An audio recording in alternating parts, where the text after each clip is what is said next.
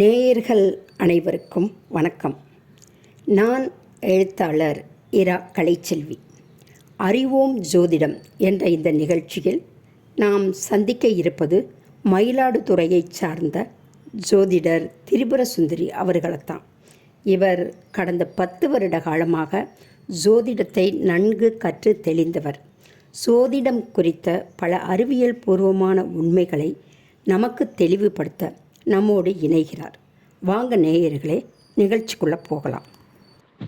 நேயர்கள் அனைவருக்கும் வணக்கம். வணக்கம்மா.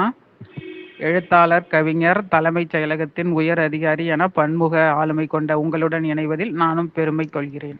மிக்க மகிழ்ச்சி. போன நிகழ்ச்சியில் ஜோதிடத்தில் பல ஜோதிடர்கள் பயன்படுத்தும் சொல்லாடல்கள் குறித்து தெளிவுபடுத்தினீங்க. இந்த நிகழ்ச்சியில் இன்னும் சில கேள்விகள்.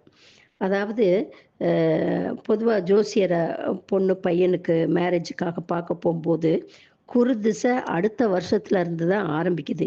இந்த மாதத்தில் ஆரம்பித்து இந்த மாதம் வரைக்கும் குரு திசை இருக்குது. அதனால் உங்கள் பையனுக்கோ பொண்ணுக்கோ அந்த பீரியடில் தான் மேரேஜ் நடக்கும் அப்படின்னு நிறைய சொல்லி கேள்விப்பட்டிருக்கோம். அது என்ன குரு திசை? குரு திசையில் தான் திருமணம் நடக்குமா? அதை பற்றி உங்களோட விளக்கம் என்ன?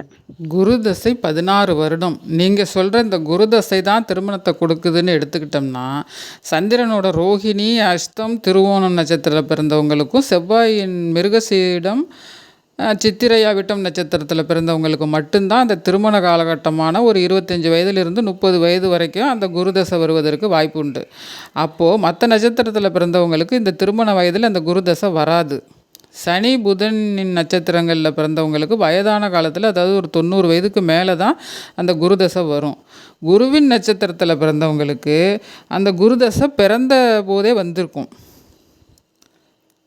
அப்போது அந்த குருதசை தான் திருமணத்தை கொடுக்குது அப்படின்னு ஜோதிடர் சொல்கிறது பொய். ஒவ்வொரு கிரகமும் தசை நடத்தும் காலங்கள் தசை, புத்தி, அந்தரம், சூட்சமம், பிராணம் அப்படின்னு படிப்படியாக பிரித்து வச்சுருக்காங்க. அந்த தசை நடத்தும் காலங்களில் அந்த குரு புத்தியோ குரு அந்தரமோ வரும் நாட்களில் திருமணம் நடக்கலாம்.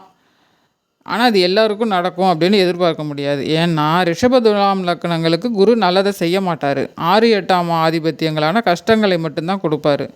மிதுன கன்னி லக்னங்களுக்கு குரு திருமணத்தை கொடுப்பார் தான். ஆனாலும் அந்த குரு ஒரு நல்ல நிலையில் இருக்க வேண்டும். ஒரு ராகுவோட இணைஞ்சிருக்கக்கூடாது, சனியோட ரொம்ப அதிக டிகிரியில் இணைஞ்சிருக்கக்கூடாது, அல்லது சூரியனோட அஸ்தமனம் ஆகக்கூடாது. இப்படி பல விதிகள் இருக்குது. அப்போ லக்னங்கள் ஒவ்வொன்றும் சரலக்னம், ஸ்திரலக்னம், உபயலக்னம் அப்படின்னு பிரித்து வச்சுருக்காங்க. இப்படி பிரிக்கப்பட்ட லக்னங்களுக்கு ஒரு குறிப்பிட்ட இடத்துல இருக்கிற ஒரு கிரகம்தான் திருமணத்தை கொடுக்கும் அப்படின்னு ஒரு விதி இருக்குது. அதோட திருமணத்திற்கு காரகன் அப்படின்னு சொல்கிறது சுக்கிரனை மட்டும்தான். சுக்கிரனோட இணைந்த கிரகங்கள், சுக்கிரனை பார்த்த கிரகங்கள். அப்போ 7ஆம் அதிபதி, அந்த 7ஆம் பாவகத்தில் அமர்ந்த கிரகம், சுக்கிரனின் வீடான ரிஷபதுலாம் ராசியில் அமர்ந்த கிரகங்கள். இப்படி இந்த கிரகங்களில் ஏதோ ஒன்று தசை அல்லது புத்தி நடந்தால் அது திருமணத்திற்கான காலம் அப்படின்னு நாங்கள் ஜோதிடத்தில் சொல்கிறோம். இதில் எல்லாருக்கும் குரு மட்டும்தான் திருமணத்தை கொடுப்பாரு அப்படின்னு சொல்லக்கூடாது. இன்றைய கோச்சார நிலைப்படி தனுசு ராசியை மிதுன ராசியிலிருந்து குரு 7ஆம் பார்வையாக பார்க்குறாரு.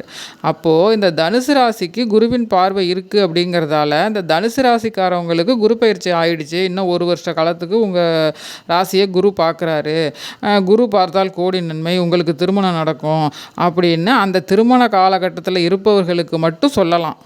அப்படி சொன்னாலும் அதற்கும் அவங்க சுயஜாதகம் ஒத்துழைக்கிற நிலையில் இருக்கணும். மற்ற எந்த கிரகத்தில் எந்த இடத்துலையும் குரு திருமணத்தை கொடுக்கவே மாட்டார். இது ஜோதிடம் தெரியாதவங்களுக்கு போகிற போக்கில் குரு வந்துட்டார் திருமணத்தை கொடுப்பாரு அப்படின்னு ஒரு ஜோதிடம் புரிதல் தெளிவு இல்லாதவங்களாக இருந்தால் அவங்கக்கிட்ட சொல்லிட்டு போயிடலாம். அவங்களும் அதை நம்பிட்டு அது நடக்கலை அப்படிங்கிறப்ப ஜோதிடமே பொய் அப்படின்னு சொல்லிடுவாங்க. இங்கே ஜோதிடம் பொய்யா போகிறதில்ல, ஜோதிடரோட கணிப்பு மட்டும்தான் பொய்யா போகுது. அதாவது குரு மட்டுமே எல்லாருக்கும் திருமணத்தை கொடுப்பதில்லை. அப்புறம் சிவன் சொத்து குலநாசம் அப்படின்னு ஒரு பழமொழி இருக்குது. அதாவது சிவன் கோயிலுக்கு போயிட்டு திரும்பி வரும்போது அந்த திருநீரை கூட எடுத்துகிட்டு வரக்கூடாதுன்னு சொல்லுவாங்க. இது என்ன உண்மையா? ஏன் அப்படி சொல்கிறாங்க? சிவன் சொத்து குலநாசம் அப்படின்னு இங்கே சொல்லலை. சிவம் அப்படிங்கிற ஒரு வார்த்தையை தான் குறிப்பிட்டிருக்காங்கன்னு சில புத்தகத்தில் போட்டிருக்காங்க. சிவம் என்றால் ஜீவன், ஆன்மா, உயிர், மனம், மனசாட்சி, எண்ணம் அப்படின்னு பல அர்த்தம் உண்டு. இதில் இந்த எண்ணத்திற்கு மாறாக மனசாட்சிக்கு விரோதமாக பொருளை சேர்த்து வைத்தால் தானும் கெட்டு தனது குலமும் அழிந்துவிடும் அப்படிங்கிற ஒரு பொருளை அந்த ஒரு அர்த்தத்தை வைத்து தான் சொல்லியிருப்பாங்க அப்படின்னு நம்ம எடுத்துக்கலாம். ஏன்னா சிவன் என்ற கடவுளை அவர்கள் இங்கே சொல்லலை. அப்படி சொல்லியிருந்தாங்கன்னா அப்போ சிவன் கோயிலில் உள்ள சொத்தை மட்டும்தான் நம்ம எடுக்கக்கூடாதா? மற்ற கோயிலில் உள்ள சொத்துக்களே அபகரித்து வரலாமா அப்படின்னு இன்னொரு கேள்வி வருது. அதனால் இந்த சிவம் என்ற மனசாட்சி அப்படிங்கிறத தான் நம்ம இங்கே எடுத்துக்கணும். அப்படி தான் சொல்லியிருப்பாங்க அப்படின்னு எடுத்துக்கணும். ஏன்னா சில புத்தகங்களில் அப்படி தான் அதற்கான பொருளை சொல்லியிருக்காங்க. மனசாட்சிக்கு விரோதமாக சொத்து சேர்த்தா அது நிலைக்காது, அது உன்னை அழித்து விடும், உன்னுடைய குடும்பத்தையும் அழித்து விடும் அப்படின்னு நம்ம எடுத்துக்குவோம். இதுவரை ஜோதிடம் குறித்த பல சந்தேகங்களுக்கு தெளிவாக அறிவியல் பூர்வமாக விளக்கம் சொன்னீங்க.